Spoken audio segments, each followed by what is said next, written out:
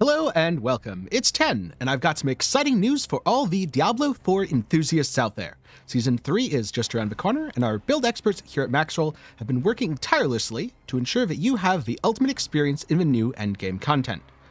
Whether you're a fan of elegantly stomping enemies and expressing your magical prowess as a sorcerer, or you prefer letting the undead do that heavy lifting as a necromancer, it doesn't matter. We've got you covered with the latest and greatest builds tailored for Diablo 4 Season 3, Season of the Construct.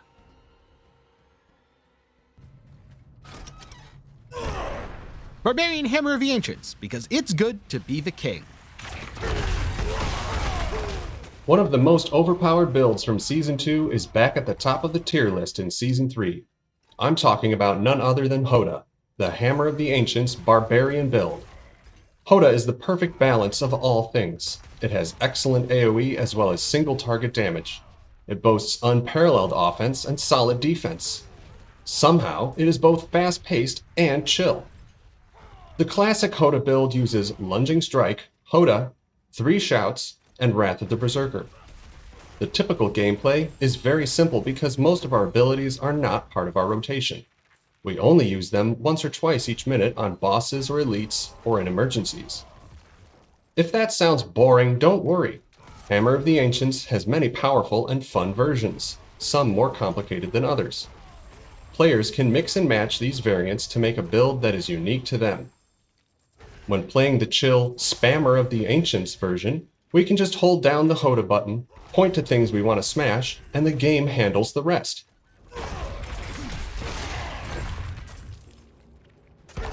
With the right setup, HotA refunds more fury than it costs and generates life as well as fortify.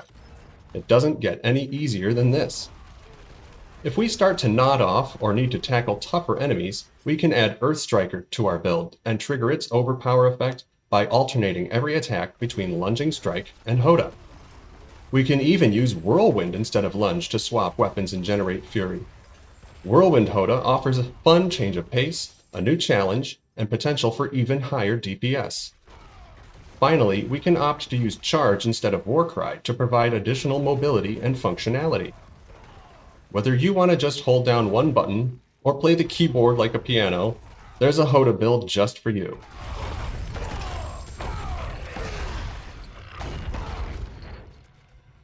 Whatever style of HotA you decide to play, it is guaranteed to satisfy the smash now, ask questions later type of gamer.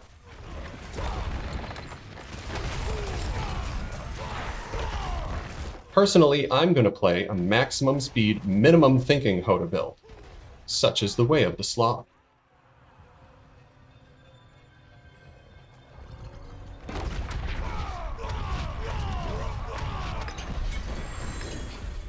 Lightning Storm Druid has dethroned Tornado for the top spot.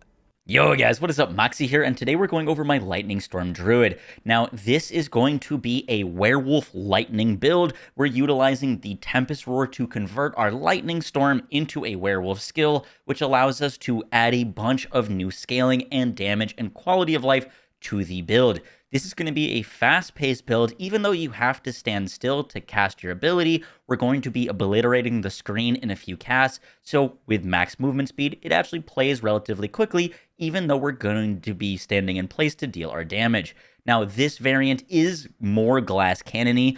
The benefit of Lightning Storm is it actually hits enemies off screen. As you'll note in the gameplay, a lot of the enemies that I'm killing before they even get close to me. This allows us to spec into a ton of damage while still playing safe. This build is going to be a relatively low button build because we're focusing on just holding down our Lightning Storm. We've got defensive abilities when we need to use them to stay alive, but it's a relatively easy build to play.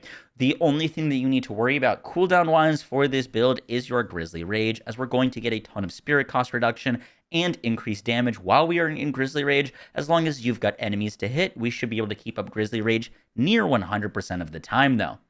The playstyle for this build is a bit more strategic. You are going to be a bit more squishy because we are a ranged build.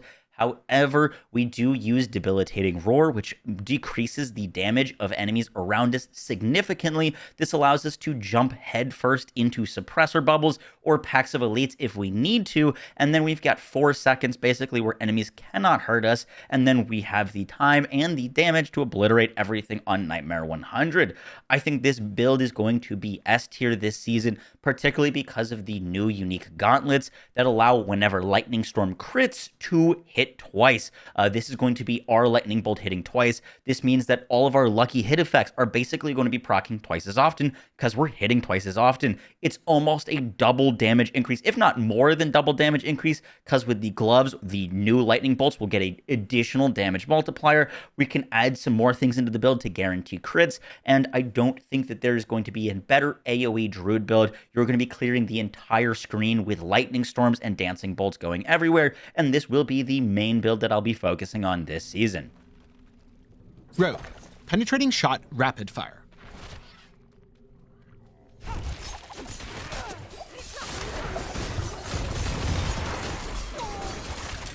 For the rogues, one of the most anticipated builds in Season 3 is going to be Penetrating Shot. Ranged rogues have gotten some major buffs in this patch, and that includes the key passive, their skills and uniques, and they're looking to be on par with melee rogues now, which previously was not always the case.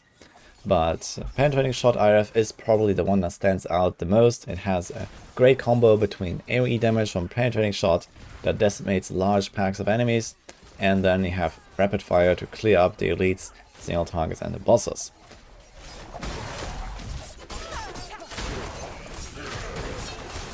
There are multiple viable playstyles for ranged rogues across the board. You can play this with poison, like in this clip, or with shadow to blow up packs more easily, or even with cold or a combination of some of the elements.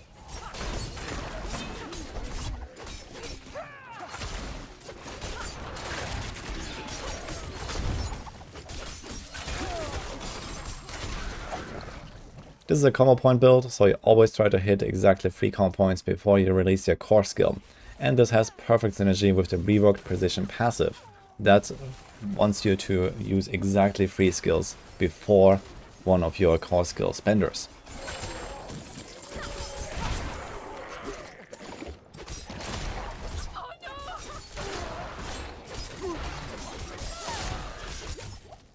And despite running a basic skill and 2 spenders, there is still room for a lot of mobility in this build. You can include dash and shadow step if you want to go really fast, or you can leave out 1 or 2 of those skills to get some extra utility and raw power in your build. Overall, this is a great all-rounder build that can do any content in the game, all the way up to T100 Nightmare dungeons without any trouble. It's superb for leveling up. It's going to be a great speedrunning build if you want to level fast to 100 and can do anything decently well.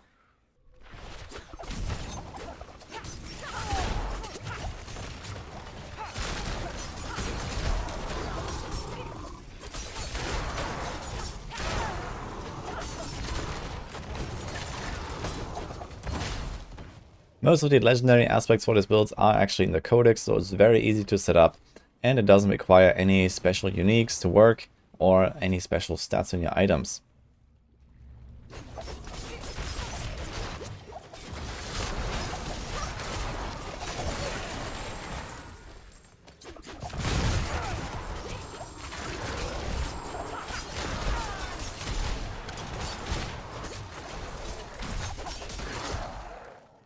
Some uniques that are useful to look out for though are the Sky Hunter, the reworked unique bow for the precision key passive, and Tibor's Will that gives you a major damage buff whenever you become unstoppable with Shadow Step.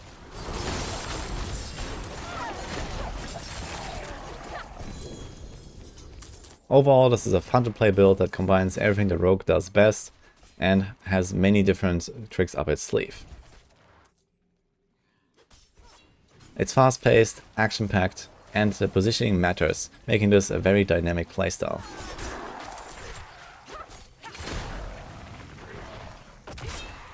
Personally, I'm very excited to play this build, and you're gonna see me on my stream trying it out.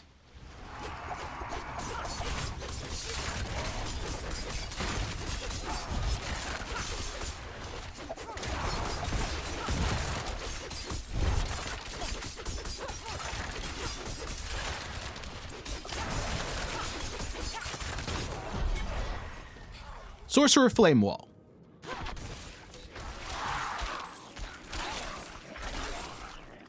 The Firewall Sorcerer is one of, if not the most powerful leveling build in Diablo 4.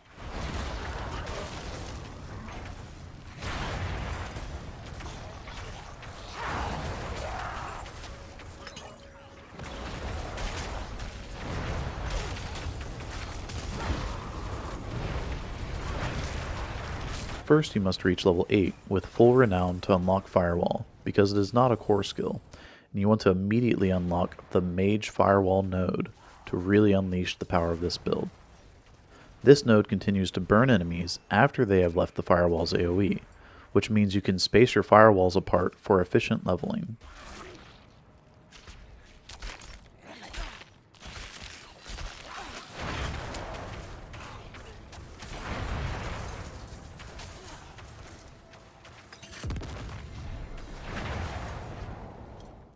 While Firewall is not one of the core abilities of the Sorcerer, it has no cooldown and a reasonable mana cost, which makes it a fast-paced leveler.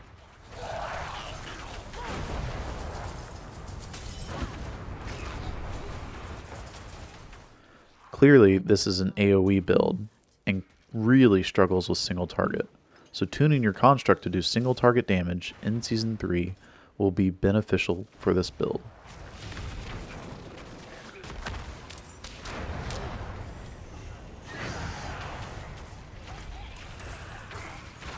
I'm not ready yet. You only need to use one button for damage, your Firewall. But as you drag enemies through your Firewalls, you need to be mindful of the damage they can deal to you, which is why we have defensive skills like Ice Armor or Flame Shield to protect us.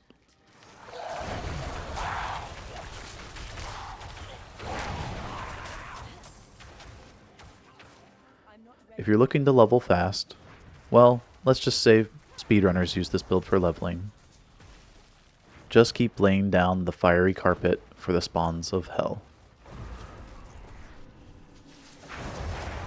The crowd favorite, Necromancer Bone Spear, is back, baby. Hey everyone, this is Echo Hack with a quick look at Bone Spear leveling in Season 3. Bone Spear is one of the best leveling builds in Diablo 4 Season 3, and it has some new tricks that let you move even faster this time around. At level 1, Decompose can now grant you a 30% movement speed buff if you channel it for 1.5 seconds. While we won't include Decompose in our builds much past level 50, during the very early levels, a 30% movement speed bonus is an incredible buff, and it solves one of Necromancer's biggest problems in the early game. Bone Spear's amazing crit chance and raw stats also benefit Season 3's Seneschal Companion right away, setting us up for early success. Best yet, Bone Spear sets us up for an easy transition to some of Necromancer's best endgame builds this season, such as our endgame Bone Spear build and Bone Spirit builds. Go ahead and take Initiate's Decompose for 3 points, Supernatural Bone Spear for 3 points,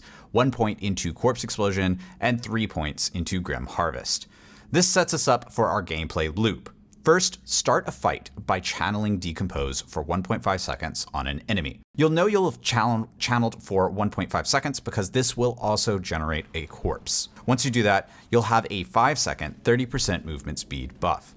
Use this time to move forward towards your next objective and group enemies while you move forward. Once the movement speed buff has fallen off, then turn around and unleash all of your damage by casting Bone Spear. Dump your entire Essence Orb if necessary and kill as many enemies as possible. If any enemies are left, finish them off with Corpse Explosion, or use Corpse Explosion to help refill your Essence Orb. Now, move on to the next pack of enemies and repeat this process. This style of play will keep you moving fast and clearing packs of mobs quickly. After you start the seasonal storyline and pick up your Seneschal Companion, you'll want to prioritize running a few key dungeons to pick up aspects for leveling. Bone Spear has some of the best early game aspects available from dungeons over nearly any other build in the game, so it's definitely worth your time to pick these up. First on the list is the Splintering offensive aspect from Ghoul-Ron Slums. This aspect will go on your gloves and will carry you through much of the early game, allowing the shards from your broken Bone Spear to pierce enemies and make them vulnerable. This free vulnerability also allows you to respec to Paranormal Bone Spear for even more crit chance, and offers an incredible power burst early on. Next, pick up the resource aspect of Torment from Black Asylum. This is an early way to generate essence for Bone Spear, which is an incredibly essence-hungry skill. It will start being more useful as you increase your crit chance as well. Movement speed at this point will start to become absolutely critical, so we head to Shiv to Ruins to pick up the Windstriker mobility aspect. Find a good pair of boots with a movement speed explicit on them and add Windstriker to them. When you do so, you'll want to swap off at Decompose for Bone Splinters. Not only will Bone Splinters do more damage, but it'll also trigger Windstriker and Torment with critical strikes. Keep in mind that Decompose does damage over time, so it can't crit. Finally, Grasping Veins can be found in Corrupted Grotto, an incredibly early source of crit chance, and is worth being placed on your amulet. Of course, this crit chance will activate Windstriker and Torment more often as well, and offer your Seneschal companion even more crit chance. At this point, you can transition to our Maxroll endgame Bone Spear or Bone Spirit builds. Bone Spear remains one of the best leveling builds in the game, and this season the stats it offers will buff your Seneschal companion, enabling you to level even faster. This is the build that I'm using to level this season, so head over to my Twitch if you have any questions. See you at Season 3 start. Visit Maxroll for all your Diablo 4 build needs to dive into Season 3 with style, power, and confidence. That's all for me today, so this is 10 signing off. Good luck surviving in Sanctuary.